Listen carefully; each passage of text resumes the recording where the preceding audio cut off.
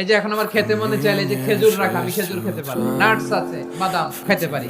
খাইতে মন চাইলে পানি, আমার রুহুটা চায়, আমার নাফসটা খেতে চায়, আমি খেতে পারি, পান করতে পারি।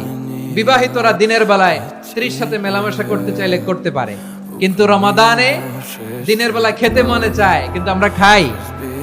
আমার প্রবৃত্তি খেতে চায় কিন্তু প্রবৃত্তির কথা আমরা শুনি, কথা কয় না। রমজানে খেতে মন চাইলে আমরা খাই, তৃষ্ণায় গলা ফেটে যায়, গলার ছাতি ফেটে যায়, কিন্তু এক ঢোক পানি কি আমরা গিলি? বিবাহিতরা দিনের বেলা স্ত্রীর সাথে কি মেলামেশায় যায় না। তার মানে সারা বছর নফস আমাদেরকে নিয়ন্ত্রণ করে, আর রমাদানে নফসের উপর আমরা নিয়ন্ত্রণ প্রতিষ্ঠা করি। নফসের লাগাম আমরা রমাদানে টেনে ধরে, চিল্লায় বলেন ঠিক কি না? এজন্য আমার প্রিয় ভাইয়েরা, নফসের উপর নিয়ন্ত্রণ নিতে চাইলে রমাদানের রোজার কোনো বিকল্প নাই। এটা এমন মাস যে মাসের ফজিলতের কোনো শেষ নাই। এই মাসকে বলা হয় দ্য মান্থ অফ হোপ। এটা আশা জাগানিয়া মাস। রমজানের কথা শুনলে আশা জাগে না হৃদয়ে? হ্যাঁ, ইদা জা রমাদান ফুতিহাত আবওয়াবুস সামা ওয়া গুল্লিকাত আবওয়াবু জাহান্নাম ওয়া সুফিদাতিশ শায়াতিন।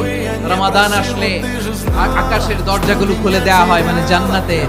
জাহান্নামের দরজাগুলোকে লক করে দেওয়া হয়, শয়তানকে চেইন আপ করা হয়।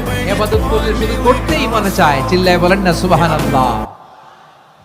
রমজানে ইবাদতে যেই মজা পাওয়া যায়, সারা বছর অন্য কোনো মাসে এই মজা আপনি পান? আমার চাঁপাইনবাবগঞ্জের ভাইরা আওয়াজ করে বলেন না, রমজানে ইবাদতে যেই মজা অন্য মাসে এটা পান? কারণ রমজানে ইবাদত করলে সওয়াবও বেশি, ইবাদতের একটা পরিবেশ থাকে, ঠিক কিনা বলেন? অন্য মাসে ইবাদত করলে এর সওয়াব পাওয়া যায় গাণিতিক হারে, রমজানে ইবাদত করলে সওয়াব বাড়তে থাকে জ্যামিতিক হারে। সুবহানাল্লাহ কইবেন না? অন্য মাসে সওয়াব বাড়ে গাণিতিক হারে, রমাদানে ইবাদত করলে সওয়াব বাড়ে কিভাবে জ্যামিতিক হারে বাড়ে দেখেন। রমাদানে একটা নফল করলে ফরজের